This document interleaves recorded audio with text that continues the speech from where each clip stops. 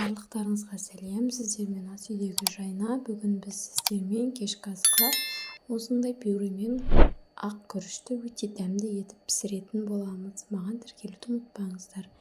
Ең алдымен күрішті өлшеп аламыз. Менде бұл жерде 1,5 пиала күріш, және оны жуып тазалап аламыз.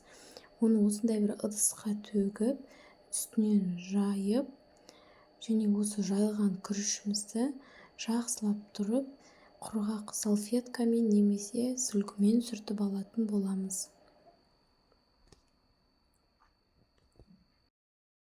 Одан соң қызып тұрған табаға осылай май салып, үстінен күрішті салып, кішкене осы майда қыздырып алатын боламыз. Сіздер өз қалауларыңызша кәдімгі сұйық маймен де жасауларыңызға болады. Жақсылап араластырып, үстіне керегінше тұз салып, үстінен су құйып бұқтырып қоятын боламыз. Менде бұл жерде 1,5 пиала күріш болғандықтан мен оның үстінен 3 пиала су құйдым. Күріш шашпа болып пісу үшін су құйған соң бетін ашпай, мүлдем қатты отта 7 минут қайнатып, содан соң жай отқа 7 минутқа қоятын боламыз. Және суыған соң күрішті бірден араластырмаймыз. Суығаннан соң араластырсаңыздар шашылып тұрады. Және бізге картоп қажет болады. Картопты ашып тазалап, осылай майда бөліктерге бөліп алатын боламыз. Бұл бізге пюренің тез пісуі үшін күшті көмектесетін болады. Және оны осындай салқын суға салып, майда бөліктерге керегінше тұз қосып, және оны суға салып, бетін жауып, қайнауға жіберетін боламыз. Бетін жауып, қайнауға жіберетін боламыз. Салмасына және бір осындай подливын дайындайтын боламыз.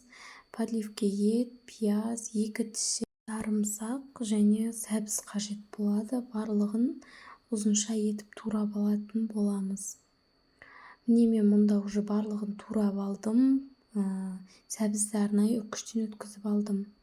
Қызып тұрған майға жаңағы майдалап алған сарымсағымызды қосып, кішкене қуырып, үстінен етімізді салатын боламыз.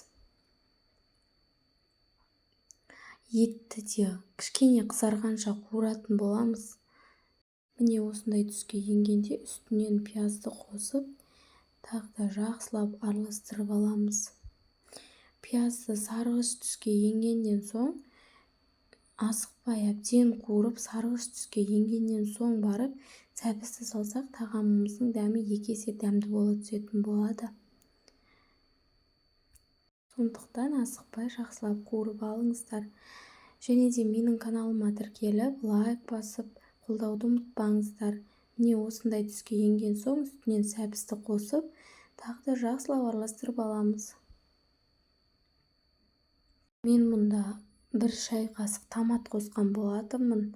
Бұл жерде менің томат қосқаным видеоға түспей қалыпты, бірақ сіздер міндетті түрде қосыңыздар. Үстінен дәміне қарай тұз, өздеріңіз қалаған дәмдеуіштерді қоссаңыздар болады.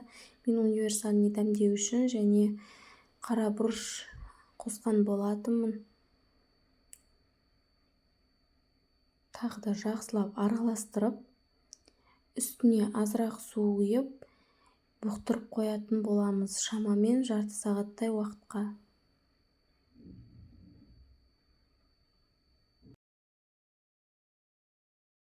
Міне менде дайын болды. Кішкене осылай суымен қалдыратын боласыздар. Сонда картопымызда, күрішімізде құрғақ болып кетпес үшін үстіне азырақ құятын боламыз. Менде мұнда пюре дайын, және мынау жаңағы дайындаған күрішім. Күрішті салатын кеселеріңізді кішкене сулап жіберіңіздер, сонда осындай пішінді болып түседі. Міне менде кешкі асым дайын болды. Өте оңай, тез дайын болады. Міндетті түрде жасап көріңіздер.